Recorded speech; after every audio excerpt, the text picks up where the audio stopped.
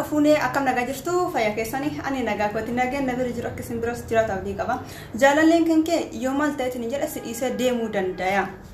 kan jedhu hojjenne ilaalla. Eshi inni tokkoffaan jireenya jaalallee kan kee kan duraaniitii wal qabate ati yeroo amma isatti kan haasaa kan jiraattu fakkeenyaaf isa dinqisiifachuu yookaan himootuyyuu bareedumsa isaatiin ta'ee dandeettii isaa wantoota kamiiyyuu yoo ta'eetiin jedha jireenya kan kee kan isa hojiin dabarsite har'a himootuyyuu yoo isatti kan haasoftu kan ta'u kataatu inni mootuyyuu inni of tuffata jechuudha. Maaliif jennaan ani osoo bira jiru waa'ee nama biraan itti haasoftee jettee waan jireenya isii kan dabarsite hojiin dabarsuun hanqatee natti dubbachuus geetteetiin hin jirti. Kanaafuu ani eenyu laata jedhee akka inni ofitti amanamummaa dhabu akka inni sirraa fagaatu isa taasisaa jechuudha. Ati kanaafuyyuu waan akkana kan inni irraa of qusachuudhaaf yaali jechuu barbaada. Inni lammaffaan immoo hinaaffaa ati itti hinaaftu yoo kan baay'atu kan ta'u fakkeenyaaf shamarran garii ni jirti akkuma inni jireenya ofii keessattuu silkii mayyoo nama biraa wajjin haasayeetiin jedhe akka waan inni dubartii biraa wajjin haasa'u kan gootee yaaddu jechuudha. Hinaaffaan hangas mara baay'ateetiin jedhe bultii hangamuyyuu urmii dheeressuu hin danda'u akka isin gargar baataniif miknaata ta'uu danda'a jechuudha. Kanaafuyyuu hinaaffaan kan kee haala qabaachuudha qabaata. Maal irratti akka hinaaftu beekuudha qabaata. Hinaaffaan taa'ii ka'ii nama dhorgu suni isa nageenya dhabsiisa jechuudha. Deemaalinni akka nama wajjin baay'een galli nagooteetiin hin jirti bar jedhee bakka cinqii keessa seena jechuudha. Si hojii yoo jiru nageenya osoo hin taane cinqitu irra caalatti dhaga'ama. Kanaafuu ati nageenya isa dhabsiisaa jirtaa jechuudha. Hinaaffaa itti hinaaftee sin jettu maal irratti akka itti hinaaftu addaan baastee beekuudha qabaata jechuudha. Bakkee dalagattis haa ta'u wantuma kamiiyyuu jireenya isaa kan bakkee dalagaa kan nama walitti fidu ta'uu danda'a. Bakkee kanatti ati himootu yoo inni achi ooleetiin hin galee yeroo kan mataa nyaatu kan ta'u taatu yookaan himootuyyuu wantuma silaa nama hin hinaafsisne irratti yeroo kan hinaaftu kan ta'u kun dhiibbaa guddaa jaalala keessanirra geessuu danda'a. Urmii jaalala keessanillee gabaabsuu danda'a. Inni himootuyyuu akka nageenya itti dhagahamu waan barbaaduuf cinqii waan hin feeneef sidhiisee deemuudhaaf gahee guddaa qabaa jechuudha bakkee kanatti. Kanaafuyyuu hinaaffaa yoo hinaafteetiin hin jettu hin hinaafin jechuu kan osoo hin taane maal irratti akka hinaaftu addaan baastee beekuun barbaachisaadha jechuu barbaadeeti. Hangas mara iyyii kan jedhaa oolsan ta'uu hin qabatu caqcaqaas godhaayyuu kun. Eshi inni sadaffaan himootuyyuu waliigaltee dhabuu irraayi. Fakkeenyaaf kiyyatu ta'a ana bichaatu beeka ati hin beektu. Wanta akkana kan yeroo baay'ee yeroo kan jettu kan ta'u taatu fakkeenyaaf wanti martuu kan raawwatamuu qabu wanta ati jette jechuudha. Jireenya keessan keessatti osoo hojii jirtanuu osoo wal jaalatanii jirtanuu ati isa caala beektuu of gooteetiin yeroo itti of argisiistu kan ta'u taatu jechuudha. Anatu waan mara murteessuu danda'a anatu beektuudha anatu si caala wanti martuu anaaf ta'uudha qabaata. Kuni of jaalachuu jedhama malee ani hin murteessani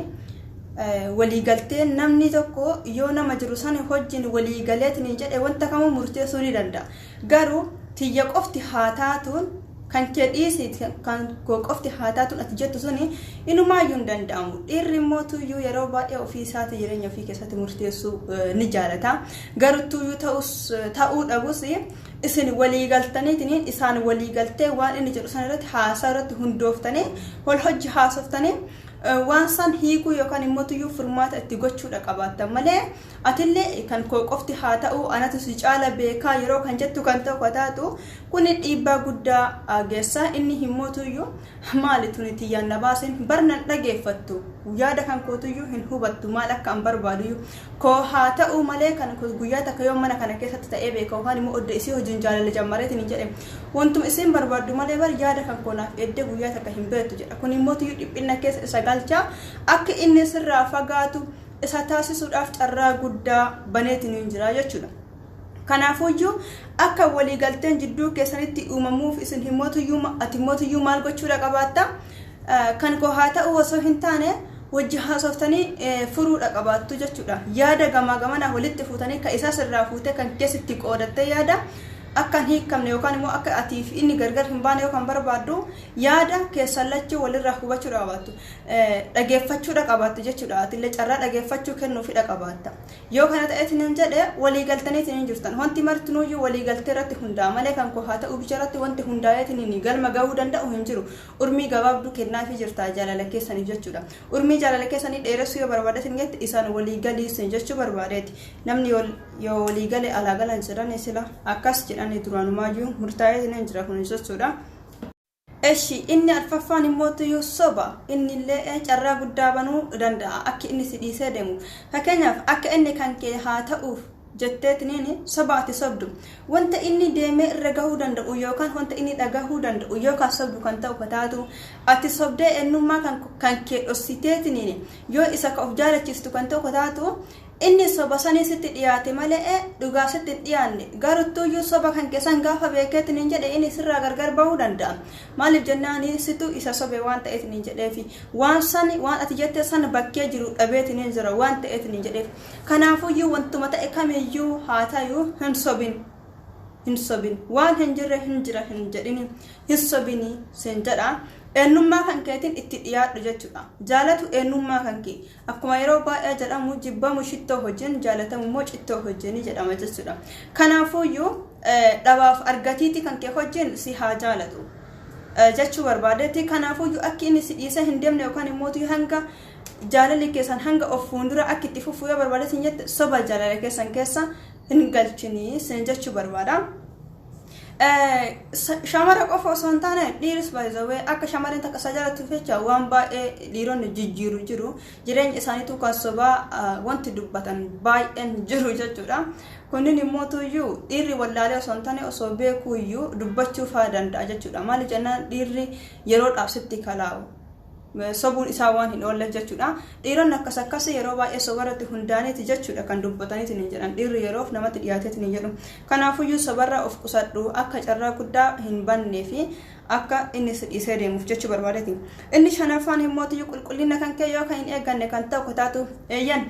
shamarree baay'ee shamarree hundayyuu nama hundayyuu rabbiin gaafa uumu bareechisee isaan uume garuttuyyuu bareedumsa kenna kana itti fayyadamuuf yookaan immoo itti argisiisuu dhabneeti nuti yeroo baay'ee onnu of goona jechuudha gadi of qabna garuu bareedumsa kan kee gara biraatii fidi yookaan immoo wantoota adda addaa ofirratti onno godhe jechuu osoo hin taane namni kama qabuyyuu qulqullina ofii yoo eeggate sinin jedhe kama qabuyyuu akka itti fayyadamu yoo beekeetiin hin jedhe kama qabu irratti ofitti gammadee yoo dasisa jedheetiin of qaqqabu kan ta'u eenyummaallee bareedadha jechuudha rabbiin gaafa uumeetiin jedhu bareedaa nu godhee nu uume nu maraayyuu gartuu nuti qulqullina keenya eeggachuudha qabaannaa jechuudha abboo har'amaa homata akka rakkoo hin qabu hin jedhin maaliif jennaani